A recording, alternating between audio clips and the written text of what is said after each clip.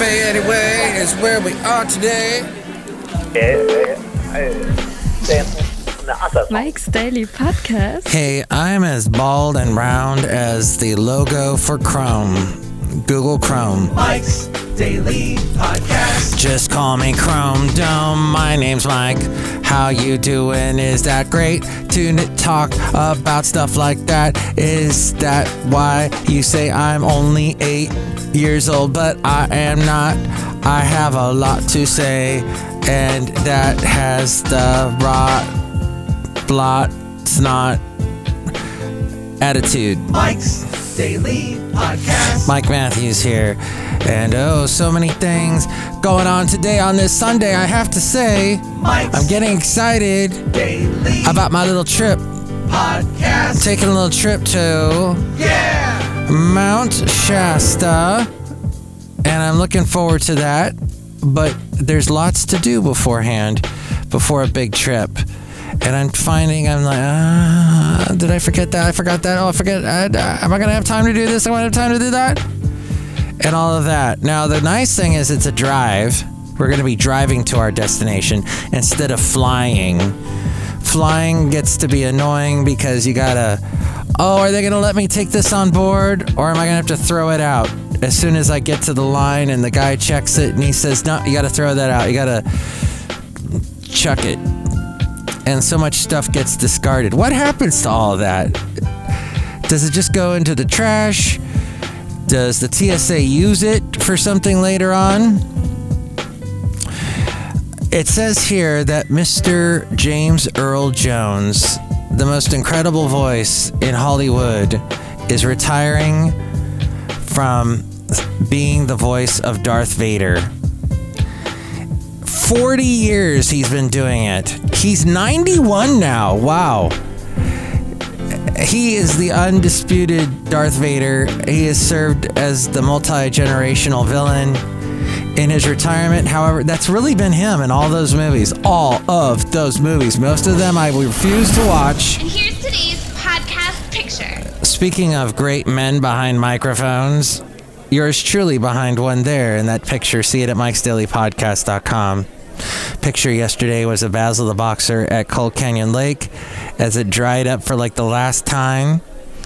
And he barked and chased some things. It was like, oh, look at this huge area of land I haven't run around on yet. It was a fun time. But yes, I took this picture yesterday, I think. So see that and all the other podcast pictures at mikesdailypodcast.com. That's right, Basil. All fun times we had. So many fun times. And he'd give me that crazy eye. And then he'd say, Mike Matthews, James Earl Jones. He has signed over the rights to his voice. What? Via artificial intelligence in future film iterations of the character, as he wished to keep Vader alive. He had mentioned he was looking into winding down this particular character.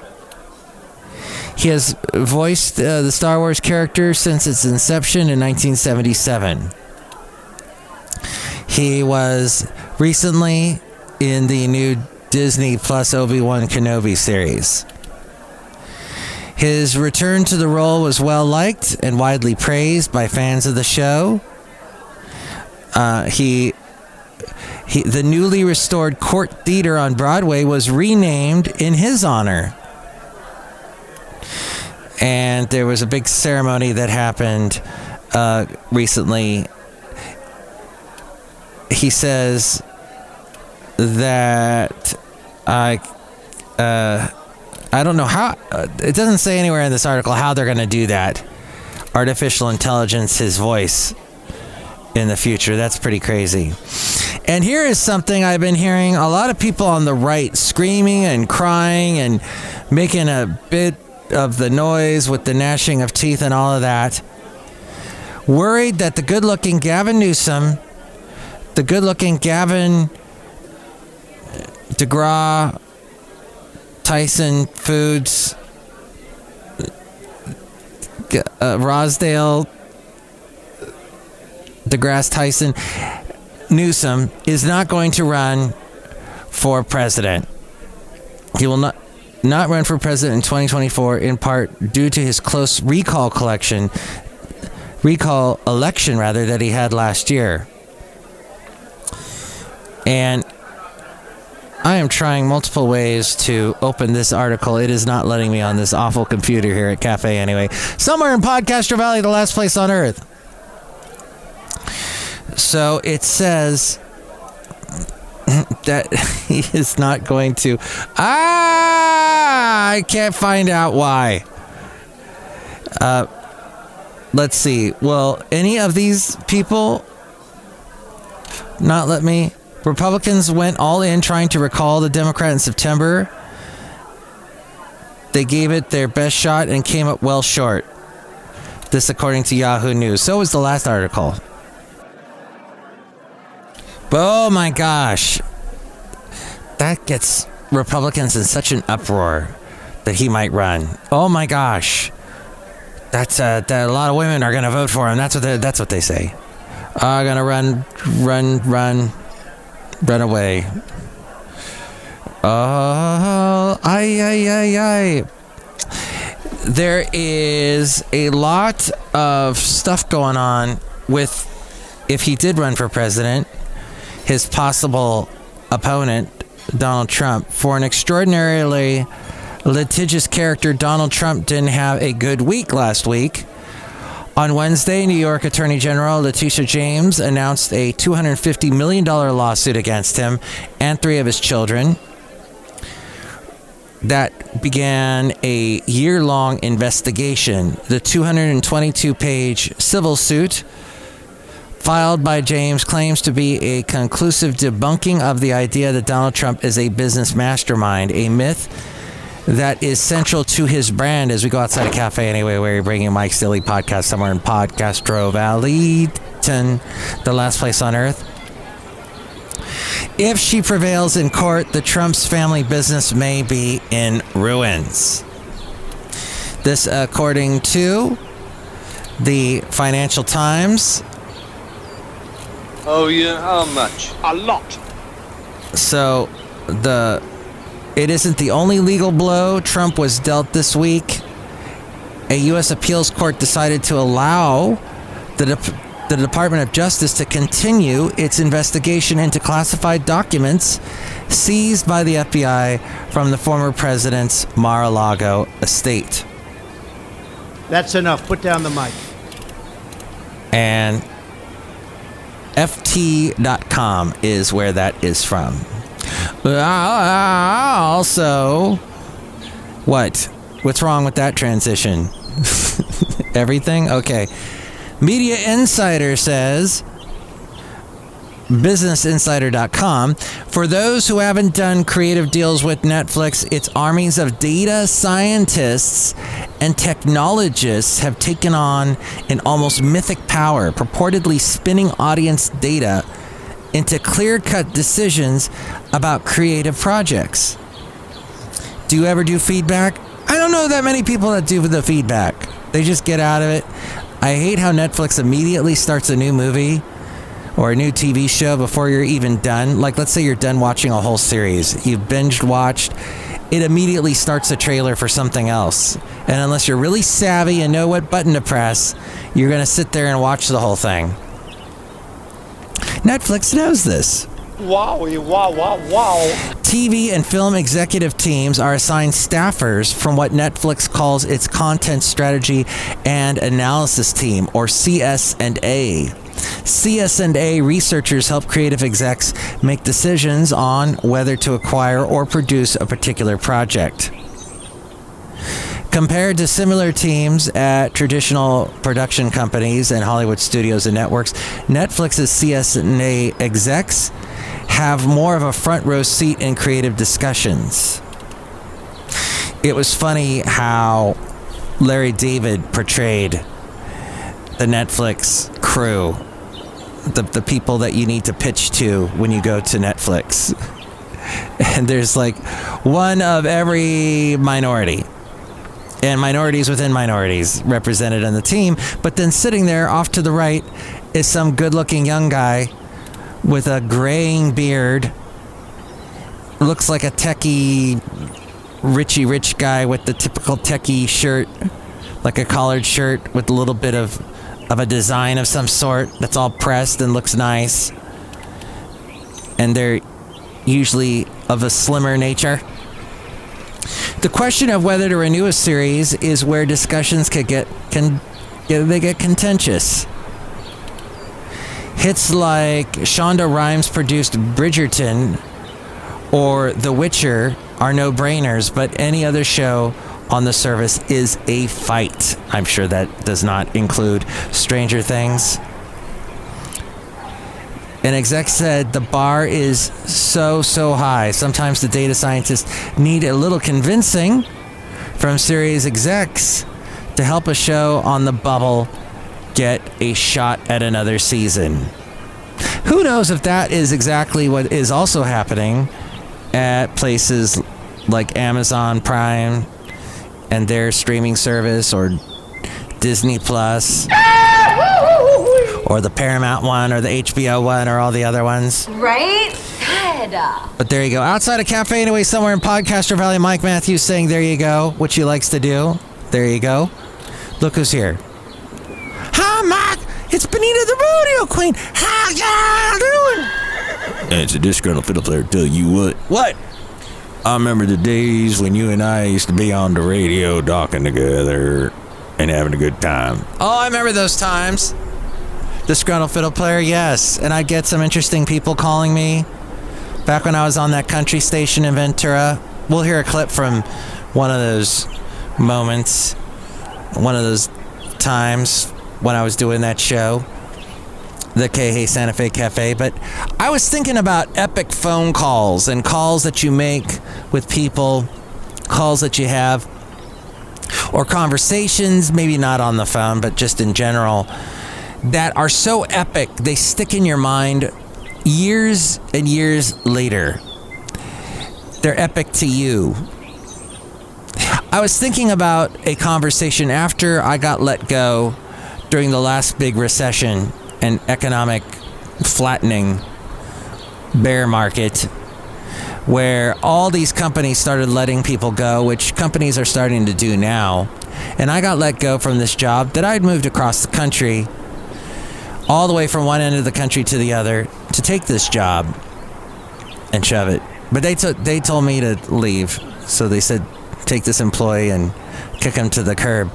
And I remember I called somebody that I had worked with a few years earlier. This guy had gone to my wedding. I was still married at the time. And he and I had this talk, and it was interesting because I was walking around this business park, this beautiful, huge business park that they have in Huntsville, Alabama. And I'm walking, and I'm talking to this friend of mine on my phone, got my earbuds in, or whatever they were called back then. And I'm talking to him. This is like 2008, 2009. And this I almost remember it vividly. And I was thinking about it the other morning when I couldn't sleep, because I always wake up at 5 in the morning for some reason now. It's what happens when you hit 53. I've been 53 for a while. Maybe this is what happens in the precursor to turning to 54.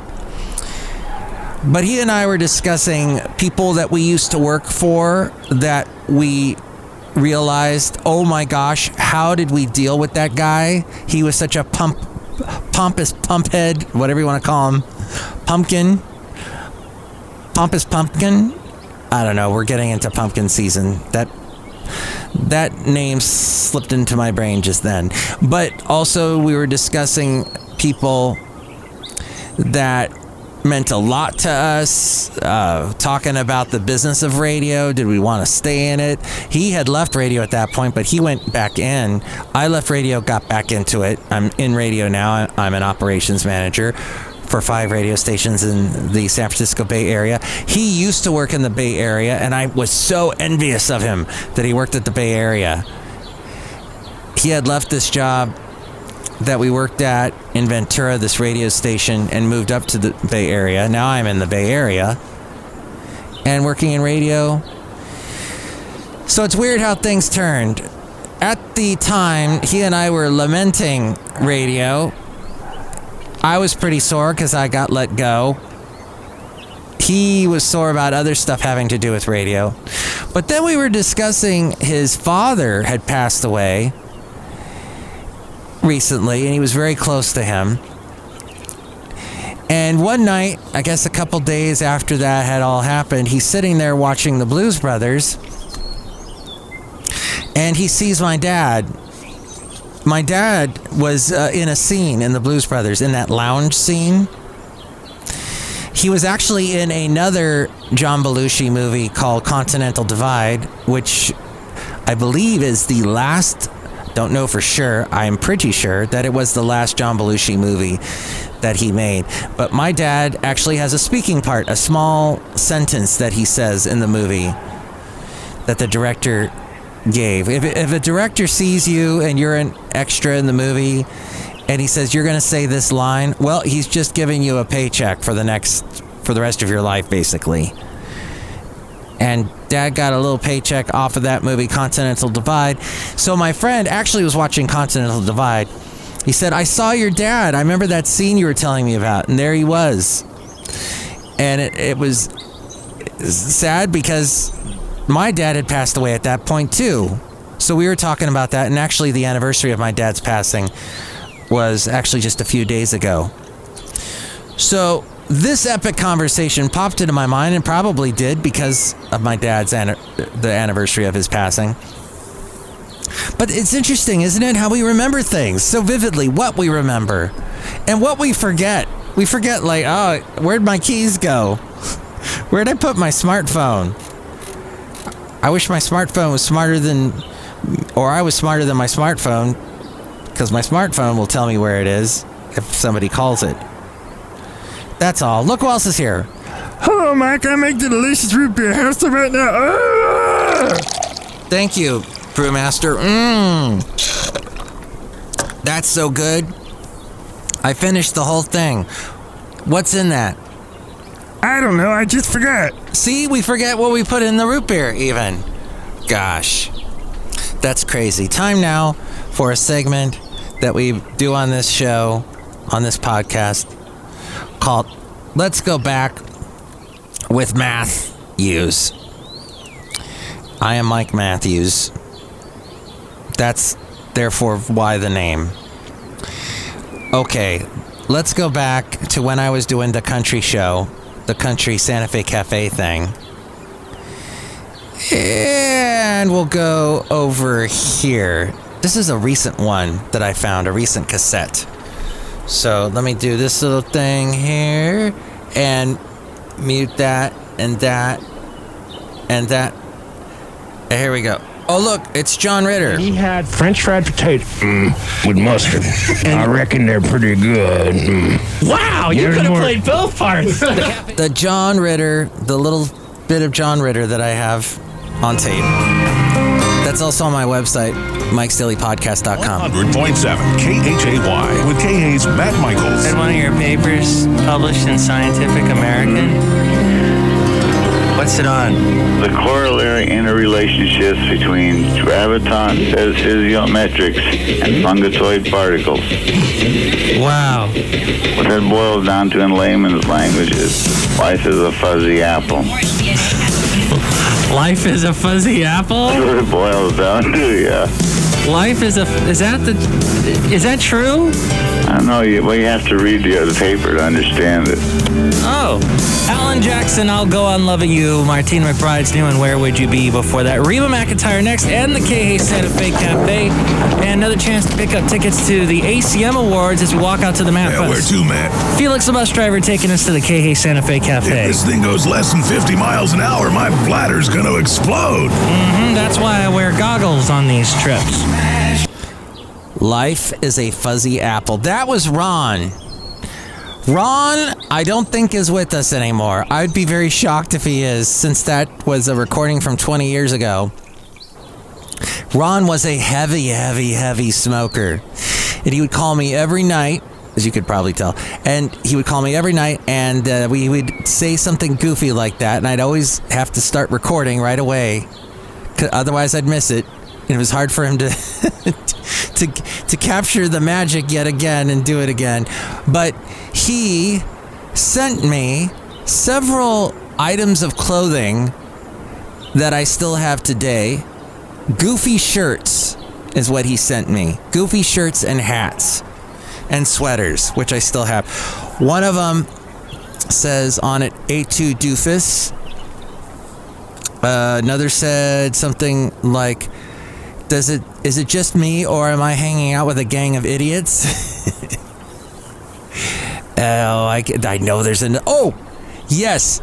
He gave me a t-shirt. I'm not wearing it today, but the t-shirt said, Matthewology, the study of Matt. I don't know. I thought it was funny. And he did too. And he also sent me a 2 CD box set of Spike Jones, the orchestral performer who did songs like All I Want for Christmas Is My Two Front Teeth. And I don't know, there's some other ones he did that were huge. But yeah, he was a big artist at the time. Did goofy, humorous songs with the orchestra performing live and doing an amazing job. So that was Ron from 2003. And that was us going out to the K Santa Fe Cafe. By listening to the K Santa Fe Cafe, you've arrived like this K Cafe caller. Don't, your heart's not in it, don't kiss me. Sound familiar at all? If your heart's not in it, don't waste my time. Is it called Don't Waste My Time heard in the song? Yeah. Then that is the new group called Little Big Town. Yes, that's it. It's actually 2 girls and 2 guys in this group. Okay, what are they called again? Little Big Town. Okay. There you go.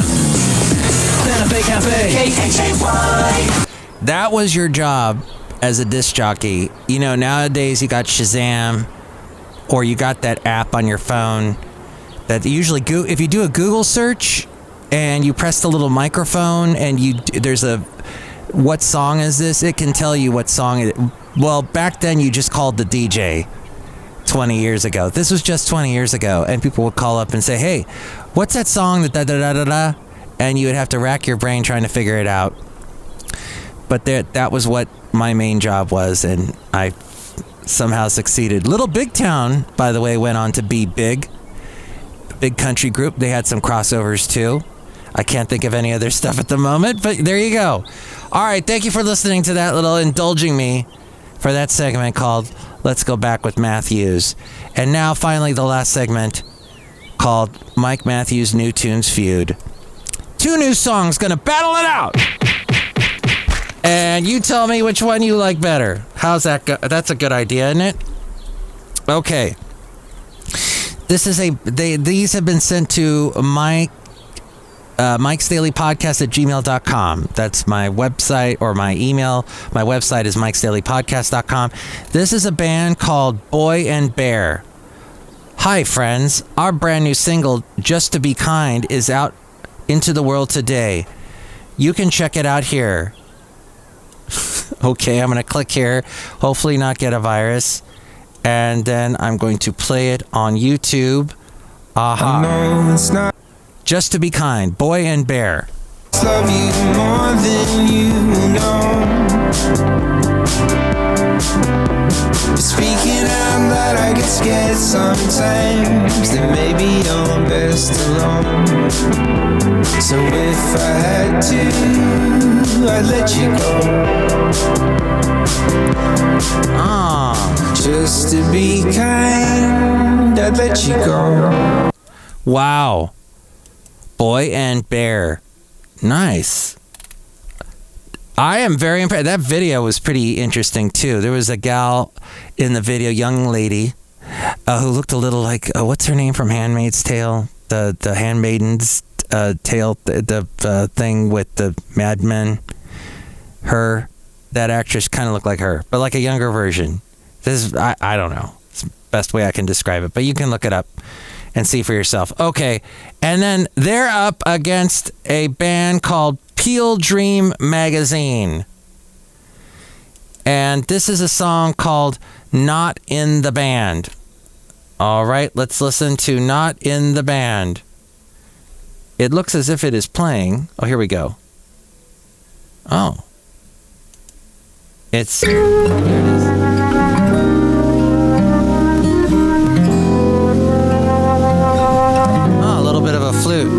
action there. Not in the band. Ah, a little bit of the flute playing. Peel Dream Magazine. So which one do you like better, Boy and Bear or Pear? Peel Dream Magazine. You can call me at the number 336MM Daily. That's 3 + 3 = 6. MM as in Mike Matthews, Daily as in what this podcast is.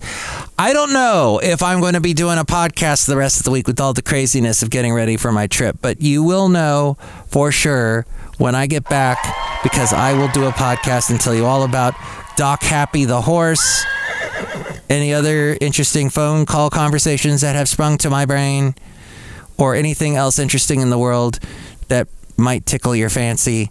You'll hear it all right here on Mike's Daily Podcast. And with more ways to reach me, it is A-Frame.